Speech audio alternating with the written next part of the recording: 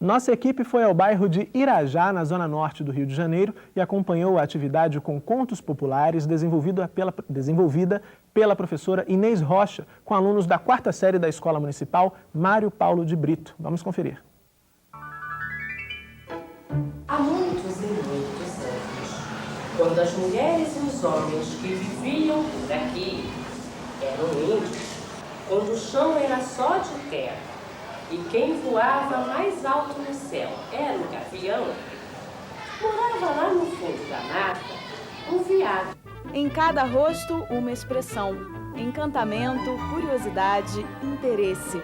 Os alunos escutam o conto O Veado e a Onça, de Ana Maria Machado. Comecei pelos contos populares porque tem uma aceitação muito grande pelas crianças, eles gostam, eles entendem, né, com mais facilidade. Eu achei mais interessante porque geralmente veados não convivem com onças e nessa história eles conviveram.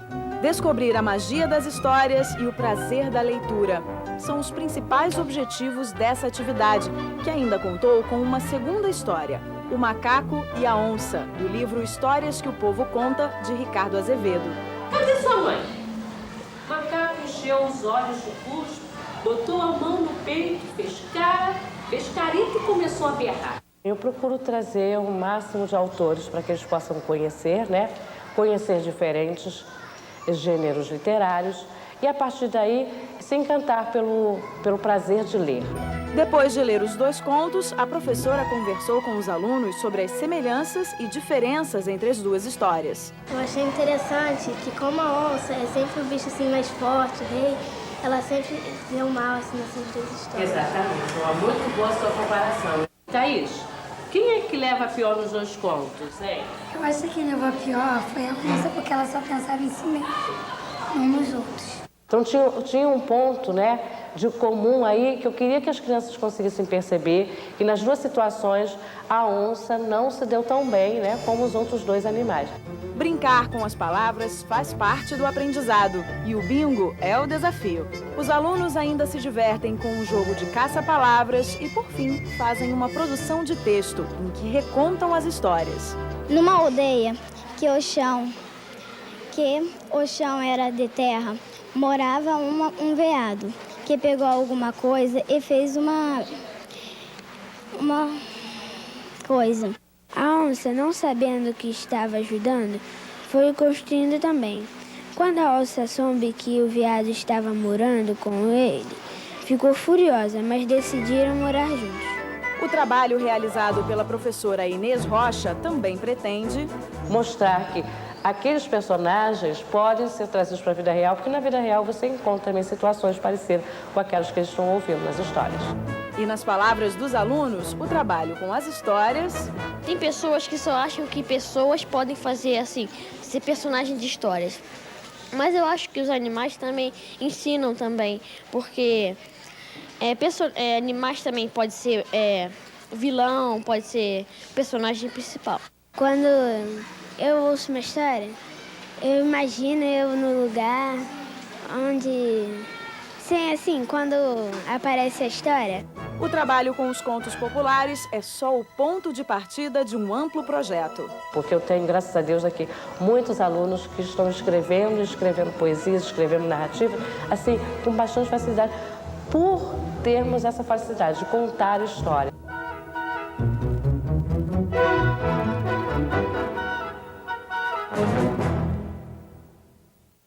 Bom, antes de comentar aí a experiência da escola de Irajá aqui no Rio de Janeiro, eu gostaria que a Eliana e o Ricardo, que eu interrompi no final do primeiro bloco, respondessem aí a pergunta do Gregório. Como é que vocês registram, vocês guardam as histórias de vocês? Vocês registram, vocês contam também? Eu acho que o que o Gregório colocou é um modo novo de perceber a preservação.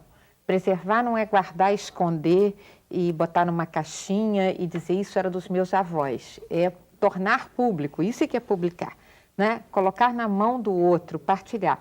Você só preserva o que você mantém vivo.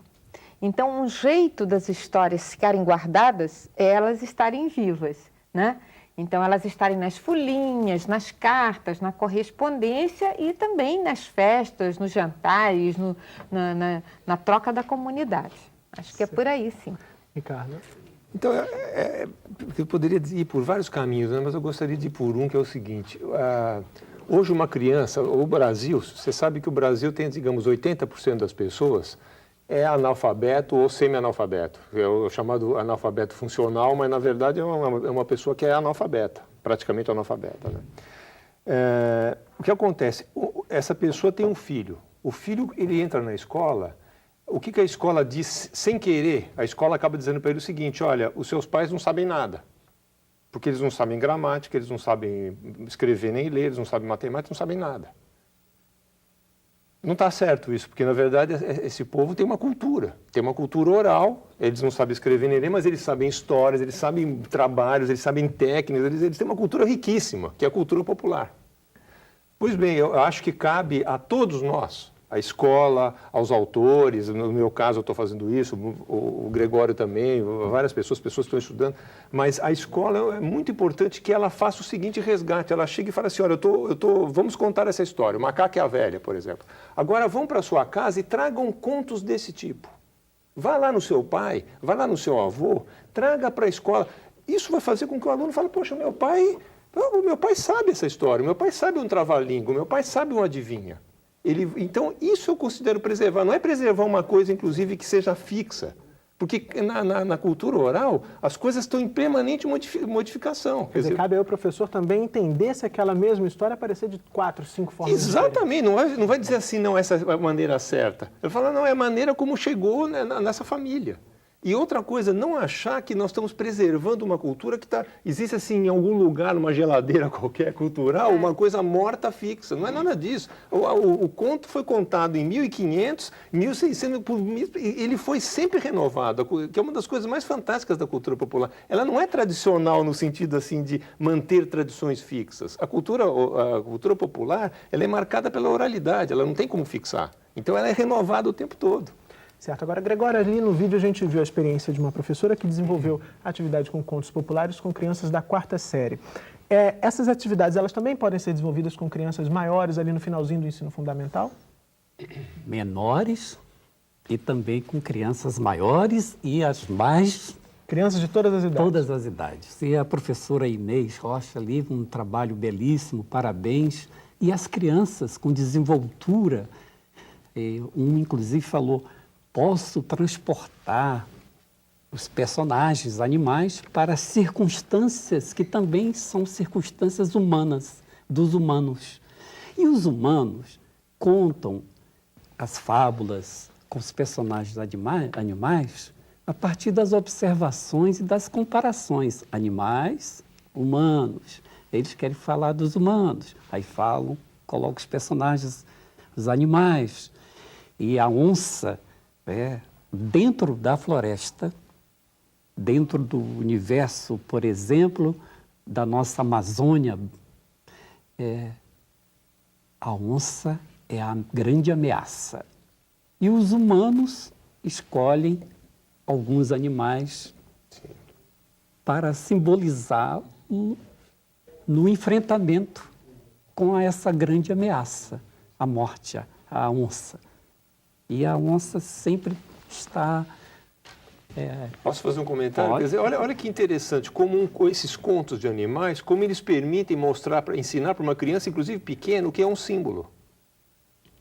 O símbolo é uma entidade abstrata. De repente você vai lá e mostra, olha aqui, isso aqui é uma onça, mas de repente ela poderia ser alguém muito poderoso, muito forte, muito injusto. Ou outro... Então, olha que riqueza que o conto popular pode trazer. Mostrar, por exemplo... Na verdade, é assim que começaram essas histórias na tradição hindu.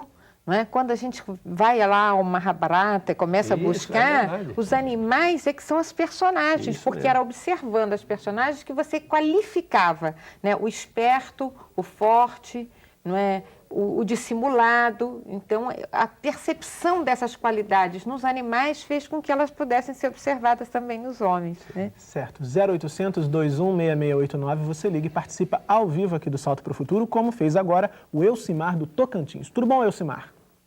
Boa noite, Murilo. Boa noite, convidados. Eu sou Elcimar Pessoa, do Teleposto Paulo Freire, de Araguaína, estado de Tocantins. A minha pergunta vai para o professor Francisco Gregório Filho. Professor, sabemos que homens escrevem, leem, recontam suas histórias. Então, como associar a história contada, real, do nosso dia a dia com a ficção?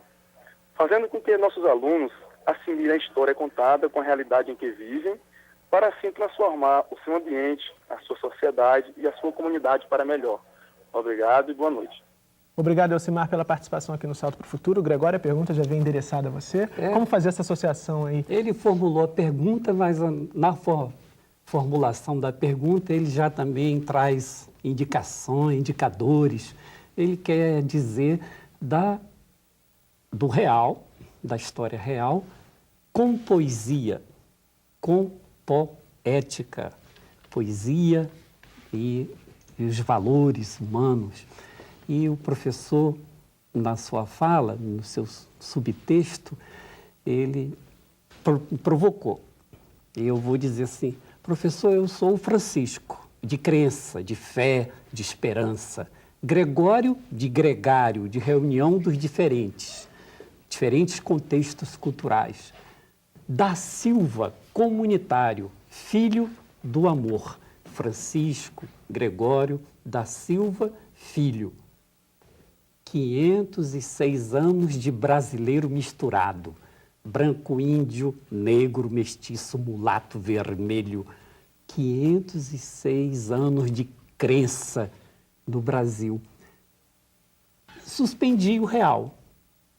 Delirei, fui para o imaginário, falar do meu nome. Volto para o real.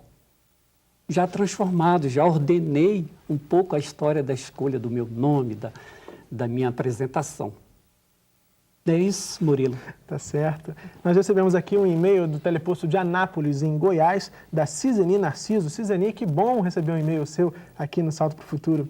Ela quer saber, Eliana, ela faz, aliás, uma referência a um assunto que o Ricardo já tratou logo no primeiro bloco, quando ele citou a história da mãe que mata a filha porque a filha acaba ficando mais bonita. Ela diz que é sabido que, na maioria das vezes, os contos populares ou de encantamento não obedecem a uma moral de princípios. Como o professor pode passar isso aos seus alunos sem que eles fiquem confusos e abandonem os princípios morais trazidos de casa? Olha, essa é uma questão daquelas que o Ricardo dizia que são permanentes. Né? Essas questões não passam. Agora, a ética é uma experiência de vida. Ela não é uma norma morta. Ela vai sendo atualizada segundo a experiência das comunidades. Então, a coisa mais importante quando você se defronta com uma questão como essa, não é dizer para a criança o que é o certo ou o que é errado, é fazê-la pensar sobre isso. Quais são as dificuldades que tem para se realizar e se conviver com esses sentimentos antagônicos. Todos nós temos esses sentimentos, essas angústias. Não é? Não necessariamente nesse exemplo, mas pelo qual todos nós passamos, é a inveja do irmão mais novo, do irmão que está protegido, está lá desde a Bíblia, a história de José. Né? Os irmãos mais velhos o vendem para tirá-lo de perto do pai. Não é? Então, diante dessa experiência, desse relato, o que se demanda é que a gente reflita sobre a própria experiência, que a gente escolha os caminhos tentando encontrar qual é a melhor saída para as nossas angústias, para as nossas ambiguidades. Não existe uma moral fechada a que todos nós devemos obedecer sempre. A moral é um princípio de convivência que dá legitimidade às trocas. Não é? E isso cada comunidade, cada sociedade, cada tempo tem que construir o seu. Não é? É lógico que vem uma herança. Não é? Matar é uma coisa terrível. Não é? Mas em que circunstâncias matar é um direito à vida? Essas coisas elas precisam ser discutidas no seu conjunto, na sua comunidade. Certo. Quem participa agora por telefone é a Hariane, do Paraná. Tudo bom, Hariane? Tudo bom. Boa noite. Quem fez a pergunta foi o cursista Rafael Peterman. A literatura sempre é feita de acordo com a realidade local onde é escrita. Assim, temos uma diversidade de obras nordestinas e cariocas. O que irá interessar aqueles que estão inseridos nessa realidade? A região sul, em comparação ao Nordeste, possui um número menor de obras. que na maioria das vezes não são conhecidas. Assim sendo, torna-se difícil prender a atenção dos alunos à leitura. O que fazer? Obrigado, Hariane. Obrigado também ao Rafael que elaborou a pergunta. Participem mais vezes, vocês aí do Paraná, aqui do Salto para o Futuro. Ricardo, então, ela traz aí uma questão importante, né? Os alunos que não encontram aquelas obras, ou mesmo os professores que têm dificuldades em determinadas localidades do país de encontrar obras das suas regiões para trabalhar com esses alunos e, segundo a Hariane e o Rafael, aí, despertar o interesse desses alunos. Como é que pode ser feito aí? Então, Hariane, sei lá, eu fico pensando assim, o que é uma escola, né? Quer dizer, eu não sei, eu acho que cabe à escola mostrar aos alunos que, eu não sei se é tão importante assim tratar dos temas, sabe? Quer dizer, eu sou paulista, de repente eu só ler os autores paulistas, sei lá, eu não vejo muito sentido nisso. Quer dizer, ao contrário, eu acho que livros estão aí para a gente ler, quer dizer, um livro, eu acho que você tem que procurar livros bons que tratem de temas que mexam com as emoções de paranaenses, gaúchos, cariocas e amazonenses e alemães e japoneses, inclusive, poxa. Quer dizer, nós somos seres humanos tentando construir nossa vida. Não é fácil isso. Nós temos questões morais complexíssimas. O sujeito está andando eu estou aqui na cidade. Tem uma placa, ande a 60 por hora, se eu andar a mais de 60 por hora, eu estou infringindo uma lei. Estou carregando uma pessoa que está morrendo no meu carro. O que eu faço? Sigo a lei ou ando mais depressa? Questão complexa, né?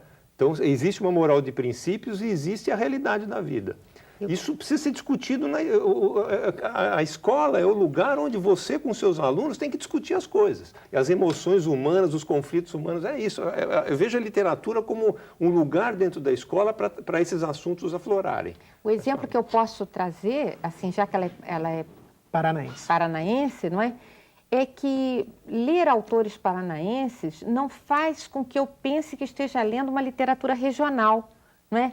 Se eu leio Trevisan, se eu leio Leminski, eu não fico pensando que eu estou lendo uma literatura paranaense, eu fico pensando que eu estou lendo uma literatura brasileira que, desde uma certa região cultural, fala para mim das questões que são percebidas, que são comuns e são percebidas de uma maneira especial.